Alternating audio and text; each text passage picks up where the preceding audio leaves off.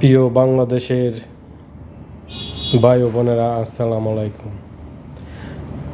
বাংলাদেশের হিন্দু ভাইদের উদ্দেশ্যে করে আজকে আমি কিছু কথা বলবো।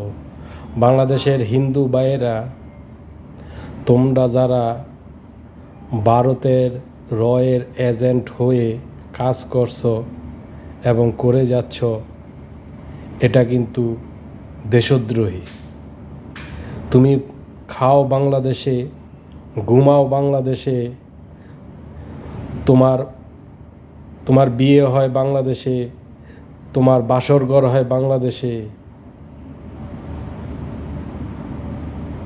আর বাচ্চা পয়দা করো যাইয়া ইন্ডিয়াতে। এই হলো তোমার ধর্ম। হিন্দু ভাই, হিন্দু ভাই শোনো,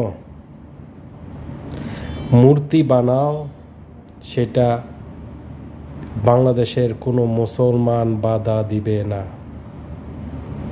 তোমরা মন্দিরের ভিতরে রাখো মূর্তি। তোমরা একটা জেলাকে টার্গেট করে তোমরা বিশাল একটা মূর্তি বানাইবা, আর এই মূর্তি বাইরের থেকে আমরা মুসলিম ভাইয়েরা দেখব এটা কিভাবে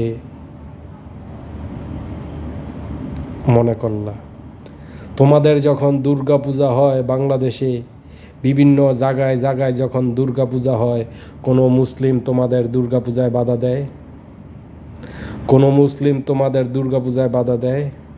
তোমরা দুর্গা পূজা মূর্তি বানাইতেছ, ডাক ডোল যা আছে সব পিটাইতেছ, আবার শেষ দিন যখন তোমাদের মূর্তিকে বিসর্জন দাও, যে নদীতে নৌকা দুটা ধাক্কা ফালাই দাও, তখনও তো কোনো মুসলমান বাধা দেয় না। টেরাকে উঠাইয়া মদ গাঁজা খাইয়া নাচানাচি করে এটা নিয়ে ফালাও, তখনও তো কোনো মুসলমান বাধা দেয় না। তো এখন এই রাম মূর্তি বানানোর উদ্দেশ্য হলো একটা, তোমরা ভারতের এজেন্ডা তৈরি করতে চাচ্ছ বাংলাদেশে। শুনে রাখো, বাংলাদেশ একটি স্বাধীন রাষ্ট্র। 1947 সালে যখন দেশ ভাগ হয়েছে, তখন মুসলমান সংখ্যাগরিষ্ঠের উপরে বাংলাদেশ সহ পাকিস্তান ভাগ হয়েছে। তোমাদের হিন্দু রাজত্ব মেনে নেওয়ার জন্যই বাংলাদেশ ভাগ হয় নাই। বাংলাদেশ যখন পাকিস্তান থেকে স্বাধীন হয়েছে, তখন ওই মুসলিম সংখ্যাগরিষ্ঠের উপরে বাংলাদেশ যুদ্ধ করে স্বাধীনতা অর্জন করেছে। বেশি বাড়াবাড়ি, বেশি লাফালাফি করো না। রামকে নিয়ে তোমরা বেশি লাফালাফি করো না।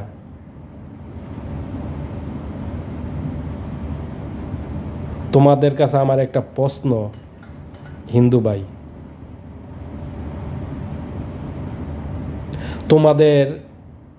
আমাদের তো একজন আল্লাহ, আমাদের আছে একজন আল্লাহ।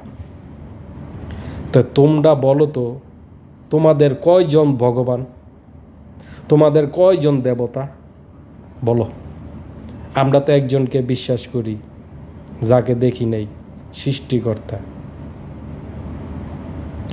তোমাকে যে সৃষ্টি করেছে, তুমি তার আরাধনা না করে তুমি যাকে হাতে তৈরি করছো, খের খুঁটা দিয়া, বাঁশের খুঁটি দিয়া, মাটি দিয়া, তাকে আরাধনা করো। তার মুখে যাইয়া খাবার ধরো, সে তো খায় না। তো কাকে আরাধনা করছো তুমি? কার আরাধনা করো? তোমাদের দেব দেবতা কতগুলো দেব দেবতা বলো?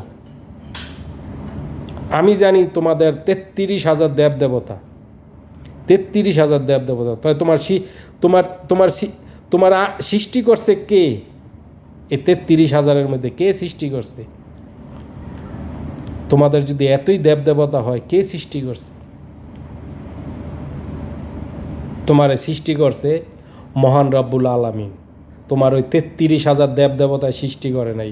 তোমাকে আহার দানকারী ওই উপরালা, তোমার আহার দানকারী তোমার আহার দান করে না তোমার এই রাম, তোমার এই বাম, তোমার এই দুর্গা, তোমার এই কালী, তোমার আহার দান করে না। তোমার আহার দান করে, আমার আহার দান করে উপর আল্লাহ, সারা যে নাকি সারা মাখলুকাতের জাহান। আর তুমি এক রামকে নিয়ে বাংলাদেশে একটা ইন্ডিয়ার রাম রাজ্য তৈরি করতে চাচ্ছ এখানে। আফসোস তোমাদের, এখনো পর্যন্ত বাঙালি মুসলমান যারা আছে তোমাদেরকে সুযোগ করে দিচ্ছে যেন নিজেকে নিজে পরিবর্তন করো, নিজেকে নিজে পরিবর্তন করো। এর বেশি আর তোমাদের কিছু বলবো না, যদি তোমাদের জ্ঞান বুদ্ধি থাকে।